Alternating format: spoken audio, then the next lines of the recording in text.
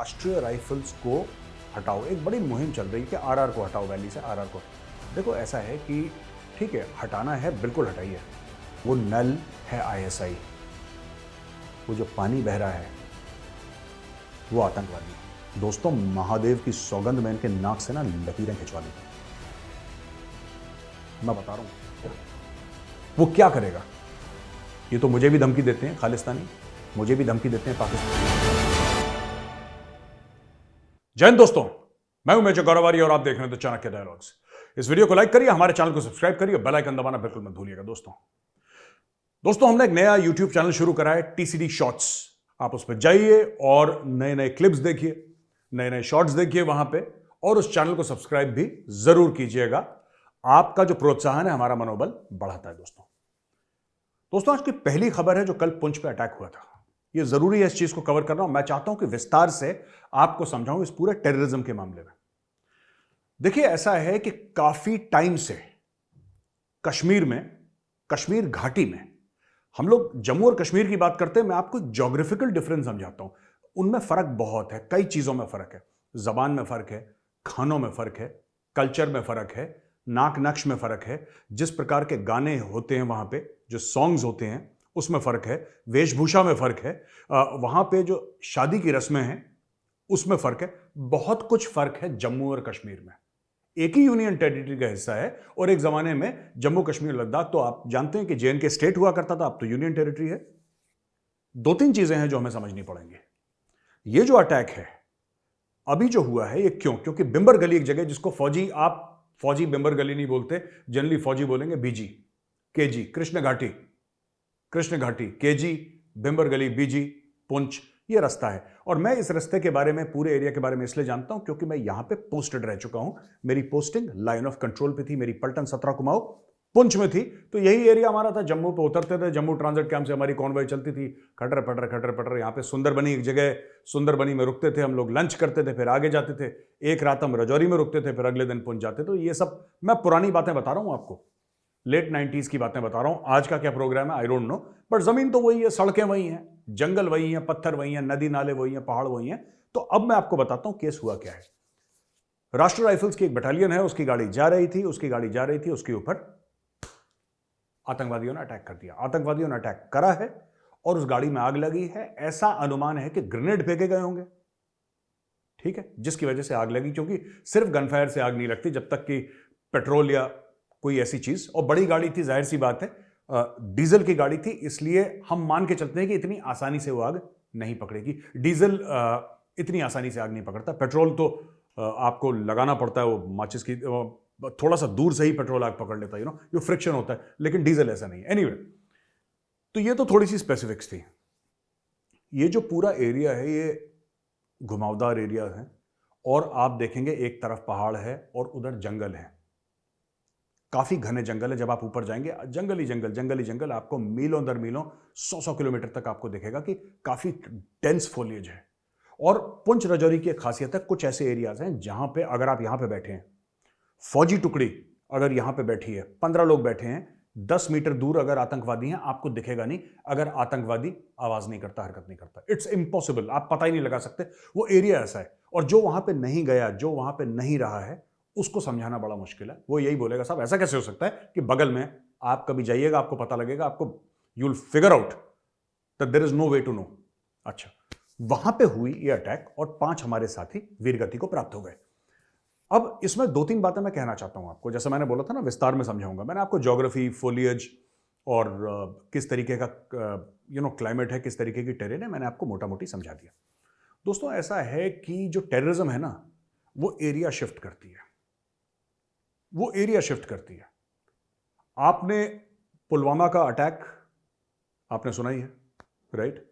आपने ये सुना कि पुलवामा में अटैक हो गया, कश्मीर में ये हो गया, कश्मीर में वो। आप जनरली न्यूज ऐसी सुनते हैं। आपने बहुत कम सुना होगा कि जम्मू साइड में हो गया। जम्मू में भी होता है, लेकिन सुनाई कम देता है जम्मू का, क्योंकि जम्मू में एक्चुअली जम्मू में अटैक्स कम हुए हैं पिछले आई थिंक 8-10 सालों में बनस्पत कश्मीर। तो इसलिए आपने मीडिया में कश्मीर ज्यादा सुना है। आपने स्टोन पेल्टिंग सुनी है, जो कि जम्मू में मुझे नहीं लगता कभी हुई होगी, तो हुई होगी कभी once in a while, but Jammu में ये सब कम होता है, बहुत ना के बराबर होता है।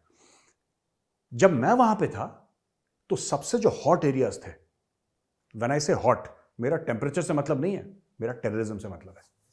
टेररिज्म के हिसाब से जो सबसे हॉट एरिया थे वो कश्मीर नहीं था, वो साउथ कश्मीर नहीं था, वो पुलवामा और अनंतनाग और त्राल की बात कर लो, या और ये सब एरियाज, या इवन श्रीनगर, ये हॉट थे नहीं इतने। हमारे टाइम पे जब मैं था वहां पे सबसे हॉट एरिया थे सूरनकोट, डोडा, किश्तवाड़। ठीक है, ये 3 एरिया थे जो बड़े हॉट थे। एक और चीज मैं आपको बताना चाहता हूं, अगर आप जम्मू कश्मीर का नक्शा देखेंगे ना, आपको यह पता लगेगा कि पीओके, पाकिस्तान ऑक्यूपाइड कश्मीर, वो एक्चुअली होना चाहिए पीओजे, पाकिस्तान ऑक्यूपाइड जम्मू, क्योंकि कश्मीर का एरिया कम है, जम्मू का एरिया बहुत ज्यादा है, उसमें जम्मू का एरिया बहुत ज्यादा है। इसीलिए आप देखेंगे उस तरफ के जो पाकिस्तानी जो अपने आप को कश्मीरी कहते हैं, पीओजे एक ही स्टेट है, पर ना दोनों की भाषाएं, जैसे मैंने बोला था ना, कश्मीरी भाषा बहुत अलग है, जम्मू वालों की भाषा बहुत अलग है, उनके खाने बहुत अलग हैं, राइट। तो आप जनरली देखेंगे पाकिस्तान की तरफ जो ज्यादातर जो बोलेंगे ना, हम लोग आजाद कश्मीर के हैं, वो कश्मीरी नहीं बोलते, वो कश्मीरी नहीं बोलते। कुछ लोग जो गिलगित बाल्टिस्तान के हैं वो बाल्टी बोल लेंगे, राइट।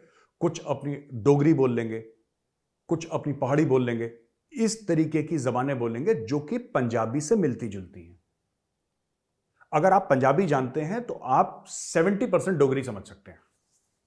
कुछ कुछ डोगरी के फ्रेजेस हैं, बोलने का तरीका है, जो जम्मू वालों का थोड़ा सा अलग होता है, लेकिन अगर आप पंजाबी समझते हैं तो थोड़ी बहुत डोगरी समझ लेंगे, डोगरी समझते हैं तो पंजाबी समझ लेंगे, राइट। लेकिन कश्मीरी जबान बिल्कुल अलग है।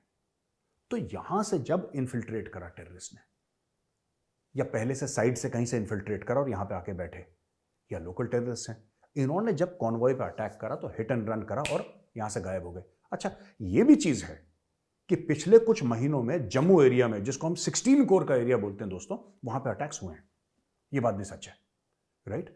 तो जैसा मैंने बोला कि टेररिज्म ना लोकेशन शिफ्ट करती है, रीजन शिफ्ट करती है। कभी नॉर्थ कश्मीर बड़ा, हंडवाड़ा, कुपवाड़ा बहुत हॉट हुआ करता था, साउथ कश्मीर हो गया फिर, ठीक है, साउथ कश्मीर में आपका पुलवामा, अनंतनाग, ये सब पूरा एरिया ये हॉट हो गया, वहां से हट के यहां पे आ गया, फिर यहां से हट के जम्मू चला गया, ठीक है। अब हम सुन रहे हैं साहब वो फ्रॉम बीजी टू पुंछ, बिम्बर गली टू पुंछ, वहां पे अटैक हो गया, जबकि वहां पे अब इससे क्या होगा मैं आपको बताता हूं। इसके 2-3 रिपरकशंस होंगे। एक, ये हमें देखना है कि जो रोड ओपनिंग पार्टी है, आरओपी ड्यूटी लगी थी, नहीं लगी थी, कैसे लगी थी, लगी होगी, पक्का लगी होगी, मुझे इसके बारे में अभी नॉलेज नहीं है, लेकिन एज अ फौजी जो मैं सोच रहा हूं, आरओपी की क्या ड्रिल्स थी, किस प्रकार से अटैक हुआ कॉन्वॉय पे, राइट, पहली चीज। दूसरी चीज, वहां पे जो लोग ये कहते हैं ना कि राष्ट्रीय राइफल्स को हटाओ, एक बड़ी मुहिम चल रही है कि आरआर को हटाओ, वैली से आरआर को हटाओ। देखो ऐसा है कि ठीक है, हटाना है, बिल्कुल हटाइए, कोई प्रॉब्लम नहीं है, लेकिन कोई दूसरी फोर्स, चाहे पुलिस हो चाहे पैरामिलिट्री फोर्स हो, उस लेवल के एंटी टेरर ऑपरेशंस नहीं कर पाती जिस लेवल का राष्ट्रीय राइफल्स कर पाती है। और उसका कारण है, the Rashtriya Rifles have been at it since the 90s। वो तो 25 साल से लगे हुए हैं ना, 25-28 साल से राष्ट्रीय राइफल्स वाले वो लगे हुए हैं। और राष्ट्रीय राइफल्स में मैं आपको एक चीज बड़ी इंटरेस्टिंग बताता हूं कि वो क्यों इतने इफेक्टिव है। ये सब जानने की जरूरत है, ये अटैक क्यों हुआ था। आप सोचेंगे मेजर साहब आप दाएं बाएं क्यों स्टोरी ले जा रहे हैं, मुद्दे पे आइए, मैं मुद्दे की बात कर रहा हूं भाई। राष्ट्रीय राइफल्स इसलिए इफेक्टिव है, बहुत ज्यादा इफेक्टिव है राष्ट्रीय राइफल्स, क्योंकि इनका 1/3 रोटेशन में रहता है, राइट। इनकी बटालियन शिफ्ट नहीं करती, ऑलराइट। अगर 26 आरआर, मैं एक उदाहरण दे रहा हूं आपको, 26 राष्ट्रीय राइफल्स एक जगह जंगलवार, ठीक है, डोडा, ये बटोट, अगर आप में से कोई जम्मू के बारे में जानता होगा, अगर उससे आगे जाएंगे तो आपको जंगलवार मिल जाएगा, ठीक। तो ये डेल्टा फोर्स का एरिया पूरा, तो वहां पे अगर आप जाएंगे तो आपको पता लगेगा 26 आरआर है। अब 26 आरआर वहां पे कई दशकों से है, 26 आरआर वहीं पड़ी है, मैन पावर रोटेट होता रहता है 26 आरआर का। 26 आरआर एक एग्जांपल दे रहा हूं, सारी आरआर की बटालियंस वही है, इनका मैन पावर रोटेट होता रहता है। तो एट अ टाइम किसी ना किसी को तो यह पता ही रहता है कि कौन टेररिस्ट कहां पे है, क्या है, कौन सी तंजीम कहां पे इफेक्टिव है, क्या हो रहा है यहां पे। लेकिन यह भी सच है कि काफी टाइम से जम्मू शांत था, अभी दोबारा जम्मू को एक्टिव करा जा रहा है। तो अब इसके क्या रिपरकशंस होंगे। नेशनल इन्वेस्टिगेशन एजेंसी एनआईए, जैसे कि हर टेरर अटैक जब होता है उसके पहले एनआईए इन्वॉल्व होती है, एनआईए इसमें इन्वॉल्व है, और अब एनआईए का इन्वॉल्वमेंट हो चुका है, एनआईए वाले साइट पे पहुंच चुके हैं, वो अपना इन्वेस्टिगेशन कर रहे हैं। मैं एक चीज बताना चाहता हूं यार, लोग ये कहते हैं ना यार मेजर साहब आप तो वॉर मॉन्गर हैं और आप ये हैं और आप जंग की बात करते हैं, अमन की बात नहीं करते। मुझे कई लोग कहते हैं और हिंदुस्तानी कहते हैं, they are well meaning people, वो गलत नहीं कहते अपने दिल से, they don't mean anything wrong. जो अमन की बात करे, जो शांति की बात करे, वो गलत आदमी नहीं है, वो अच्छा है। और मैं तो कह रहा हूं जो अमन की बात कर रहा है, जो शांति की बात कर रहा है, मुझसे तो अच्छा ही है वो मेजर गौरव आर्या से बेहतर ही इंसान होगा जो अमन की शांति की बात कर रहा है। लेकिन मैं उनसे ये बात कहना चाहता हूं कि यार जो अमन और शांति की बात करता है पाकिस्तान के साथ, you can do it, you can afford to do it. आपके भाइयों के नाम नेशनल वॉर मेमोरियल में नहीं लिखे हुए हैं, आपके साथियों के नाम नेशनल वॉर मेमोरियल में नहीं लिखे हुए हैं, तो एक कमरे में बैठ के अमन की बात करना अच्छा है, मैं मना नहीं कर रहा। मैं पहले ही कह चुका हूं आप मुझसे बेहतर इंसान हैं, लेकिन मेरे दिल में अभी इतना बड़प्पन नहीं आया कि जिन्होंने मेरे साथियों का खून बहाया मैं उनको माफ कर दूं। अभी मैं इतना बड़ा इंसान नहीं बना, मैं अभी महात्मा नहीं बना, मैं इंसान ही हूं और मैं इंसान ही रहना चाहता हूं। सोल्यूशन सिर्फ एक है। देखिए ये अटैक्स क्यों हो रहे हैं? क्योंकि जेएनके में G20 का समिट हो रहा है। हर एक चीज के पीछे कारण होता है, ठीक है। वैली में ये नहीं कर पाए, जिस दिन इनको मौका मिलेगा ये कश्मीर घाटी, they will go north of Pir Panjal and they will attack there.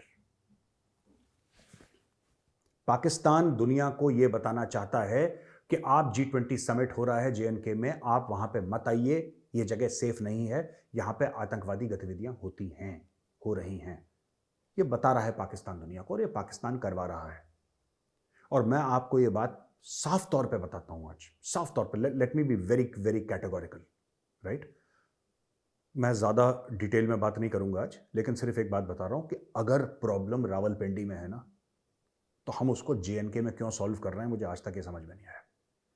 We are solving the wrong problem at the wrong place. ये प्रॉब्लम है ही नहीं जो हम समझ रहे हैं, प्रॉब्लम कहीं और से। आपको मैं ये कई बार एग्जाम्पल दे चुका हूं, मैं आपको आज फिर एग्जाम्पल यही बात देता हूं, मैं रिपीट करता हूं बार बार, क्योंकि मेरे मन में एक उम्मीद है कि लोग समझ जाएंगे मेरी बात, है ना। मैं एक कमरे में बैठा हूं, अगर बगल वाले कमरे में एक नल है और उस नल से पानी बह रहा है और मेरे कमरे में लगातार पानी आ रहा है, तो मैं वाइपर से, पोछे से उसको साफ करूंगा, वाइपर से साफ करूंगा उसको, लेकिन पानी फिर भी आता रहेगा। सोल्यूशन क्या है इसका? सोल्यूशन यह है कि मैं दूसरे कमरे में जाके उस नल को बंद कर दूं।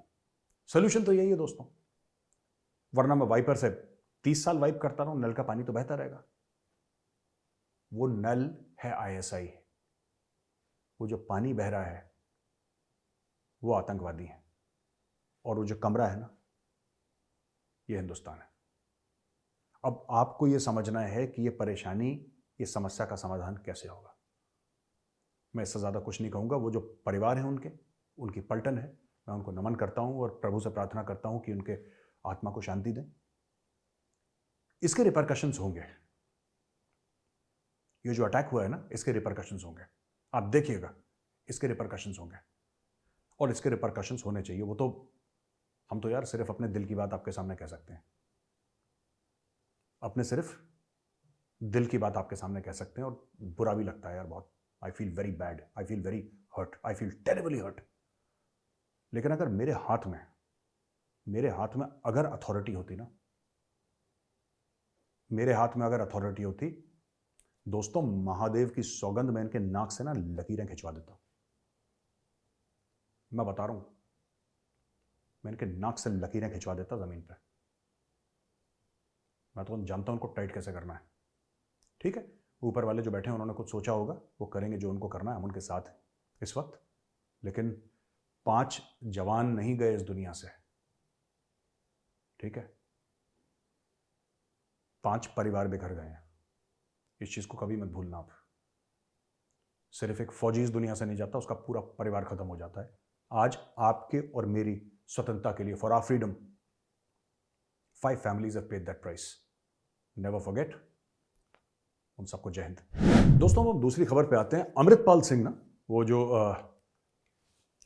वानबी खालिस्तानी जो था अमृतपाल सिंह की वाइफ किरणदीप कौर, अब ये तो यूके की सिटीजन है, जिससे अमृतपाल सिंह ने शादी करी इस चक्कर में कि मुझे भी सिटीजनशिप वहाँ की मिल जाए। तो किरणदीप कौर है, किरणदीप कौर वहाँ से भागने के चक्कर में थी अमृतसर एयरपोर्ट से। तो she was trying to run away from the Amritsar airport, और उसको वहाँ पे लंदन के लिए फ्लाइट, जाहिर सी बात है वहाँ की नागरिकता है उसकी, तो उसको पकड़ लिया अथॉरिटीज़ ने और उसको दबोच लिया।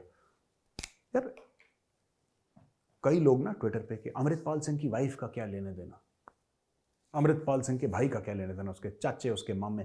देखो यार ऐसा है, मैं तो हर चीज़ पर्सनली लेता हूँ, ठीक है, ज़्यादातर चीज़ें, and I personally feel bad, इसलिए मैं बोलता हूँ। मैं आपको एक बात बताता हूँ यार छोटी सी। ये जब पंजाब पुलिस को खालिस्तानी धमकी देते थे ना, राइट, ये कैसे देते थे? पुलिस वाला पता है क्यों डरेगा? पंजाब पुलिस वाला खुद की जान के लिए कभी नहीं डरेगा, पर अगर आप उसकी फैमिली को टारगेट करेंगे ना, तो कोई भी आदमी बड़ा से बड़ा तुर्रम खान, जेएनके में क्या होता है, जेएनके पुलिस एक बड़ी बहादुर पुलिस है यार, शानदार पुलिस है जेएनके पुलिस। लेकिन आप किसी पुलिस वाले को बोलेंगे कि तेरे बच्चे को मार देंगे, तेरी बीवी को मार देंगे, माँ बाप को मार देंगे, वो क्या करेगा? वो क्या करेगा? ये तो मुझे भी धमकी देते हैं खालिस्तानी, मुझे भी धमकी देते हैं पाकिस्तानी। मेरे पास वीडियो रिकॉर्डिंग्स आई हैं, वीडियो रिकॉर्डिंग्स आई हैं, तुम्हारे माँ बाप को मार देंगे, हम जानते हैं तुम कहां रहते हो। They threaten families, they don't threaten the person. इनको ये पता है कि अगर आप गौरव आर्या को बोलोगे हम तुम्हें मार देंगे, तो हो सकता है एक बार मैं डरूं ना डरूं, depending on my state of mind. पर अगर ये बोलेंगे कि आपके माँ बाप को मार देंगे, तो जाहिर सी बात है आदमी बैकफुट पे हो जाता है। यही माइंड गेम खेलते हैं, तो इनके साथ यही माइंड गेम होना चाहिए। सवाल जिस भाषा में पूछा गया हो ना दोस्तों, जवाब भी उसी जबान में देना लाजमी है। अगर आप दाएं बाएं बात करेंगे तो प्रॉब्लम कभी सॉल्व नहीं होगी। तो अमृतपाल की बीवी को धर लिया गया है। पाकिस्तान से खुशखबरी है, छोटी मोटी खुशखबरी क्या है कि पाकिस्तान ने पहला ऑर्डर प्लेस कर दिया है रशियन क्रूड ऑयल का। तो पाकिस्तानी कह रहे हैं कि साहब हमने रशियन तेल जो हम खरीदना चाह रहे थे, और 1.5 साल से बातें चल रही थी कि रूस का तेल ये करेंगे वो करेंगे। पहले इमरान खान बोलता था, फिर शहबाज शरीफ, इन्होंने रूस का तेल, जबकि इनको सस्ता पड़ता ईरान का तेल, ईरान बगल में है। लेकिन रशिया का ऑयल क्या है कि अगर इलेक्शन होते हैं पाकिस्तान में, ठीक है ना, जब पाकिस्तान में इलेक्शन होंगे तो सबसे बड़ी बात जो होगी वहां पे, ठीक है, लोग ये बोलेंगे कि भाई इमरान खान ये कहता है कि उसने तेल रूस से खरीदने वाला था, खरीदा तो नहीं ना, खरीदा तो शहबाज शरीफ ने, इसके लिए खरीद रहे हैं रशियन ऑयल, ठीक है, इसलिए खरीद रहे हैं रशियन ऑयल ये लोग। अच्छा, 2 चीजें हैं जो मैं पाकिस्तानी भाइयों बहनों जो देख रहे हैं शो मेरा, मैं उनसे पूछना चाहता हूं कि आप जरा कमेंट्स में लिखिए 2 बातें। एक तो किस रेट पे खरीदा, क्योंकि ये कह रहे थे कि या तो हमें भारत का ही रेट दो या भारत से कम रेट दो, या तो भारत का रेट दो या भारत से कम रेट दो, क्योंकि इनके कंपटीशन भारत से है, हर चीज में भारत से, और इनके लोग भी ऐसे हैं 22-23 करोड़ लोग, ठीक है। इनके तो मिनिस्टर भी ये कहते हैं कि इंडिया से अगर हम मैच जीत गए तो हमारा वर्ल्ड कप वहीं पे खत्म हो गया, फिर बाकी हमें लोग जलील करके दौड़ा दौड़ा के कपड़े उतार के पूरे स्टेडियम में दौड़ाएं, हमें कोई फर्क नहीं पड़ता, इतनी इज्जत चाहिए भी नहीं हमें, ठीक है, लेकिन इंडिया से जीत जाओ। अब इंडिया से इनका कंपटीशन है ऑयल इंपोर्ट में भी, ये जानते नहीं कि हमारे रशिया से बहुत पुराने संबंध हैं, और भारत ने तब तेल खरीदना, अभी तो $60 का कैप हो गया ना पर बैरल, $60 पर बैरल का कैप हो गया और ये सब, ठीक है। जब वो कैप नहीं था इंडिया तब भी खरीद रहा था, जब कैप नहीं था इंडिया तब भी खरीद रहा था, तो how can you compare. But ठीक है, वो लाहौरी दिमाग है ना, लाहौरी दिमाग बड़ा बेसिक सोचता है, इंडिया पाकिस्तान, पाकिस्तान इंडिया, बस, इससे ज्यादा उनको सोचना नहीं है, इससे ज्यादा दिमाग नहीं लगाना है। तो मेरे 2 सवाल हैं पाकिस्तानी भाइयों बहनों से। पहली बात यह है कि कौन से रेट पे आपने पर बैरल तेल खरीदा, क्योंकि आप तो ये कह रहे हैं कि आप पाकिस्तान में उसको मंगवाएंगे और फिर यहां पे रिफाइन करेंगे पाकिस्तान में, गॉड ब्लेस। किस रेट पे खरीदा, और दूसरा सवाल है किस करेंसी में खरीदा, किस करेंसी में खरीदा। तो मैं ये जानना चाहता हूं, क्या आपने इंडिया से कम दामों पे खरीदा या उसी दाम पे खरीदा जिस पे इंडिया खरीद रहा है। नंबर 2, इंडिया रशिया को इंडियन रुपीस देता है, क्या आपने पाकिस्तानी रुपए में खरीदा या कैसे खरीदा, ये भी जरा मुझे बता दीजिए। बिलावल भुट्टो जरदारी भारत आएंगे यार, बिलावल भुट्टो जरदारी भारत आएंगे एससीओ मीटिंग के लिए। तो अब देखते हैं बिलावल भुट्टो जरदारी क्या करेंगे भारत में आके, कौन सा तीर मारेंगे। 1-2 बार तो था, बुलाया गया था पाकिस्तानियों को, जजेस को बुलाया गया था, उन्होंने मना कर दिया हम नहीं जाएंगे। पाकिस्तानियों को एक बात समझ में नहीं आ रही, ठीक है, ये तो खैर एससीओ है ना, चाइना का है, तो बड़े अब्बू को ये लोग मना नहीं कर सकते। They can not tell their elder father कि हम लोग नहीं जाएंगे। एससीओ कहीं पर भी होगा।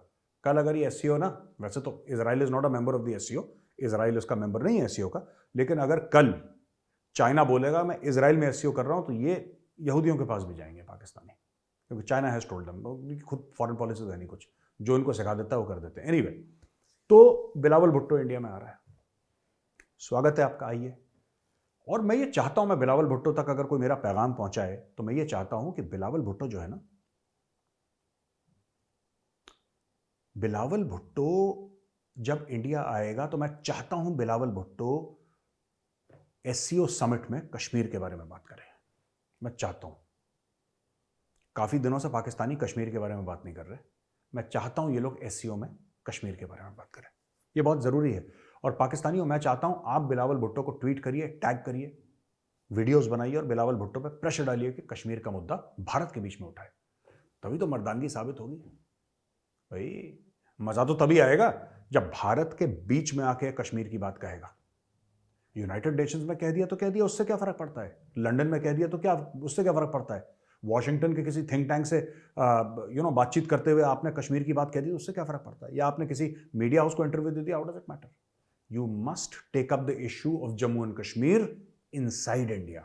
This is what my request to the Honorable External Affairs Minister of Pakistan, Bilawal Bhutto Zardari, is. Please take up the issue of Kashmir and also, yes, one more, Yahud Hanut ki sajish, hai na? Also take up the issue of Palestine. Please do that. It will be wonderful for India. ये भारत के लिए बहुत अच्छी बात होगी अगर ये कश्मीर और फिलिस्तीन की बात भारत में करेंगे। और मैं चाहता हूं, मैं स्वागत करता हूं बिलावल भुट्टो का। You are very welcome sir, आप आइए हमारे देश में और कश्मीर और पैलेस्टीन के बारे में जरूर बात करिएगा। आपको एक विंडो मिलेगी 10 मिनट की, 12 मिनट की, 15 मिनट की, और मैं चाहता हूं पूरे 15 के 15 मिनट आप कश्मीर और फिलिस्तीन की बात करिए। आप पाकिस्तान की बात मत करिएगा सर, बिलावल साहब, आप पाकिस्तान की बात मत करिएगा कि पाकिस्तान में क्या भुखमरी चल रही है, लोग आटे की लाइनों में मर रहे हैं, जलील ख्वार हो रहे हैं। पाकिस्तान, ख्वाजा आसिफ कह रहे हैं कि आप डिफ़ॉल्ट कर चुके हैं, अदरवाइज बाकी पाकिस्तानी ये मानते हैं कि हम डिफ़ॉल्ट के दाने पे खड़े हैं। इशाक डर कहता है हम कभी डिफ़ॉल्ट हो ही नहीं सकते, ठीक है। पॉलिटिकल इंस्टेबिलिटी, आप इन सब चीज़ों की बात मत करिएगा। किस तरीके से पानी की प्रॉब्लम है, किस तरीके से एनर्जी क्राइसिस है, किस तरीके से आपके एक्सपोर्ट्स बिल्कुल ठप हो गए, बंद हो गए, किस तरीके से इंपोर्ट के लिए आपके पास डॉलर नहीं है। बिलावल साहब, आप अपना $25,000 का सूट और $10,000 के शूज और कम से कम $15,000 या $20,000 की घड़ी पहन के ऊपर से नीचे तक सर करीब $100,000 का पूरा पहनावा आपका होना चाहिए। फिर आप मजलूम और घायल कश्मीरी, मजलूम और घायल फिलिस्तीनियों के बारे में भारत में बात करिएगा। मुझे बड़ा मजा आएगा, मैं तो देखूंगा। एंड वेलकम टू गोवा, ठीक है, अरे पार्टी वाली जगह गोवा, तो बिलावल साहब आप बिल्कुल ठीक जगह आ रहे हैं। तो दोस्तों, यहीं पे हमारा वीडियो खत्म होता है। अगर ये वीडियो पसंद आए तो इस वीडियो को लाइक करिए, हमारे चैनल को सब्सक्राइब करिए और बेल आइकन दबाना बिल्कुल मत भूलिएगा। जय हिंद, वंदे मातरम, भारत माता की जय।